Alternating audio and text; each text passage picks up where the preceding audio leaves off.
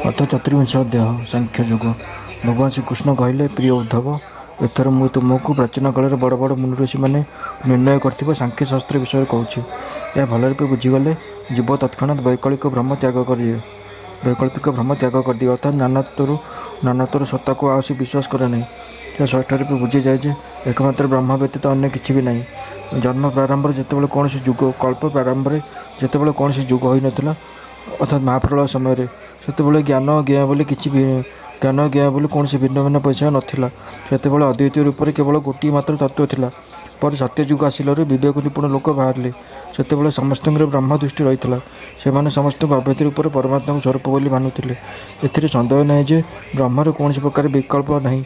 ब्रह्म हूँ केवल केवल अद्वितीय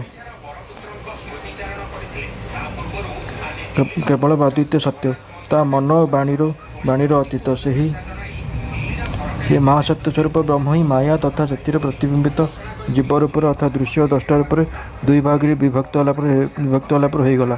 से दुईटी मध्य गोटे कहुए प्रकृति। प्रकृति जगत कार्य और कारण रूप धारण कला। एपर दुईटी रूप धर प्रकृति उभयात्मिक होगला। द्वितीय वस्तुटी हूँ केवल चेतन जीवात्मा। जीवात्मा हूँ ज्ञान स्वरूप ताको पुरुष कहुए। से उद्धव जीव मान शुभ अशुभ कर्म अनुसार मुही प्रकृति आलोड़न सृष्टि करदे।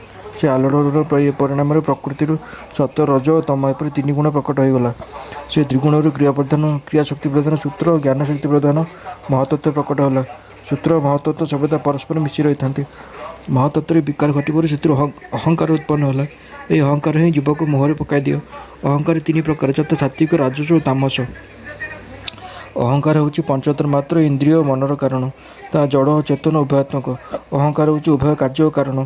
तामस अहंकार पंचतर मात्र उत्पन्न है और पंचतर मात्र उत्पन्न है पंचभूत। राजस अहंकार इंद्रिय मान और सात्विक अहंकार इंद्रिय मान अधिष्ठाता 11 देवता सृष्टि हेले।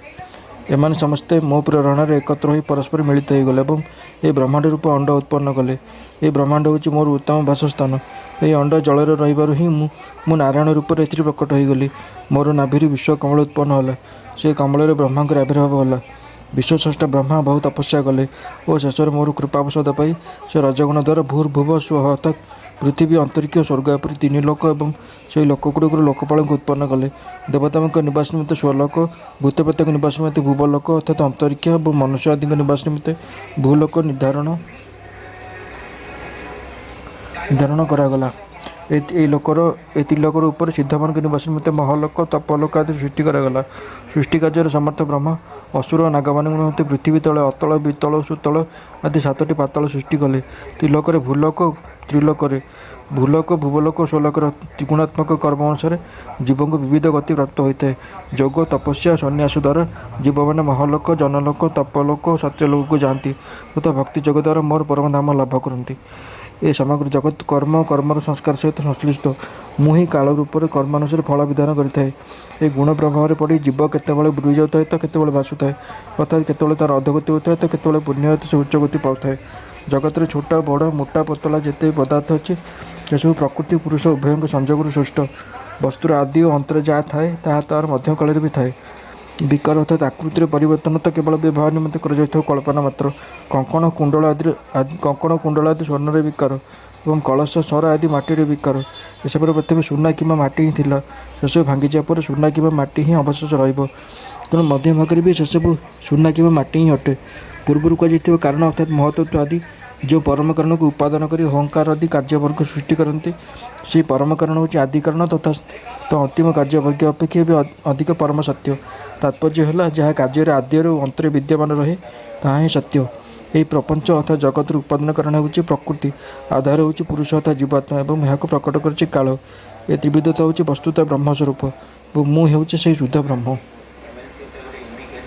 जेपर्यंत परमात्मा ईक्षण शक्ति काम कर चले और जेपर्यंत पालन पोषण प्रवृत्ति रही है से पर्यंत जीव मान कर्मभोग निमंते कारण कार्य रूप अथवा पिता पुत्र रूप सृष्टि चक्र कार्यरत रही है। विराट ही हूँ विविध लोकर सृष्टि तृतीय संहार लीलाभूमि। मु प्रलयर संकल्प कले या भितर मु काल रूप प्रवेश करे जितेबाला ये विश्वर ब्रह्मांड विभिन्न लोक सहित पंचभूत विघटित हो योग्य हो जाए। ब्रह्मांड लीन होवर प्रक्रिया है प्राणी मान शरीर अंतर लीन हुए ଅନ୍ନ ବୀଜରେ ଲୀନ ହୁଏ ଏବଂ ବୀଜ ଭୂମିରେ ଏବଂ ଭୂମି ଗନ୍ଧ ତନ୍ମାତ୍ରାରେ ଲୀନ ହୋଇଯାଏ। ଗନ୍ଧ ଜଳରେ, ଜଳ ଆପଣା ଗୁଣ ରସରେ, ରସ ତେଜରେ ଏବଂ ତେଜ ରୂପରେ ଲୀନ ହୋଇଯାଏ। ରୂପ ବାୟୁରେ, ବାୟୁ ସ୍ପର୍ଶରେ, ସ୍ପର୍ଶ ଆକାଶରେ ତଥା ଆକାଶ ଶବ୍ଦ ତନ୍ମାତ୍ରାରେ ଲୀନ ହୋଇଯାଏ। ଇନ୍ଦ୍ରିୟମାନେ ନିଜ ନିଜ କାରଣ ଦେବତାଙ୍କ ମଧ୍ୟରେ ଏବଂ ଶେଷରେ ରାଜସ ଅହଙ୍କାରରେ ମିଶିଯାଆନ୍ତି। ହେ ସୌମ୍ୟ, ରାଜସ ଅହଙ୍କାର ତରି ନିୟନ୍ତା ସାତ୍ତ୍ୱିକ ଅହଙ୍କାର ମନରେ ଶବ୍ଦ ତନ୍ମାତ୍ରା ପଞ୍ଚଭୂତର କାରଣ ତାମସ ଅହଙ୍କାରରେ ଏବଂ ସକଳ ଜଗତକୁ ମୋହିତ କରିଦେବାକୁ ଯେ ସମର୍ଥ, ସେ ତ୍ରିବିଧ ଅହଙ୍କାର ମହତ୍ତତ୍ତ୍ୱରେ ଲୀନ ହୋଇଯାଏ। ଜ୍ଞାନଶକ୍ତି ଓ କ୍ରିୟାଶକ୍ତି ପ୍ରଧାନ ମହତ୍ତତ୍ତ୍ୱ ନିଜର କାରଣ ଗୁଣମାନଙ୍କରେ ଲୀନ ହୋଇଯାଏ। ଗୁଣମାନେ ଅବ୍ୟକ୍ତ ପ୍ରକୃତିରେ ଓ ପ୍ରକୃତି ତାର ପ୍ରେରକ ଅବିନାଶୀ କାଳରେ ଲୀନ ହୋଇଯାଏ। କାଳ ମାୟାମୟ ଜୀବର ଓ ଜୀବ ଅଜନ୍ମା ଆତ୍ମାରେ ଅର୍ଥାତ୍ ମୋ ଭିତରେ ଲୀନ ହୋଇଯାଏ। ଆତ୍ମା କୌଣସିଥିରେ ଲୀନ ହୁଏ ନାହିଁ, ତାର ନିଜ ଉପାଧି ରହିତ ସ୍ୱରୂପରେ ହିଁ ଅବସ୍ଥିତ ହୋଇଯାଏ। ତାହା ହେଉଛି ଜଗତର ସୃଷ୍ଟି ଓ ଲୟର ଅଧିଷ୍ଠାନ ଏବଂ ଅବଧି। ହେ ଉଦ୍ଧବ, ଯେ ଏହା ନିଜର ବିବେକ ଦୃଷ୍ଟିରେ ଦେଖିପାରନ୍ତି, ତାଙ୍କ ଚିତ୍ତରେ ଏହି ଜାଗତିକ ଭ୍ରମ ସ୍ଥାନ ପାଇପାରେ ନାହିଁ। କଦାଚିତ୍ ତାଙ୍କ ଭିତରେ ଜାଗତିକ ବିଷୟରେ ସ୍ଫୁରଣ ହୋଇଗଲେ ମଧ୍ୟ ତାହା କ'ଣ ଅଧିକ କାଳ ହୃଦୟରେ ତିଷ୍ଠି ରହିପାରିବ? କ'ଣ ସୂର୍ଯ୍ୟୋଦୟ ହୋଇଯିବା ପରେ ମଧ୍ୟ ଆକାଶରେ ଅନ୍ଧକାର ରହିପାରେ? ହେ ଉଦ୍ଧବ, ମୁଁ ହେଉଛି କାର୍ଯ୍ୟ ଓ କାରଣ ଉଭୟର ସାକ୍ଷୀ। ମୁଁ ତୁମକୁ ସୃଷ୍ଟିଠାରୁ ପ୍ରଳୟ ପର୍ଯ୍ୟନ୍ତ ଓ ପ୍ରଳୟଠାରୁ ସୃଷ୍ଟି ପର୍ଯ୍ୟନ୍ତ ଘଟୁଥିବା ସାଂଖ୍ୟବିଧି କହିଦେଲି। ଏହା ବୁଝିଗଲେ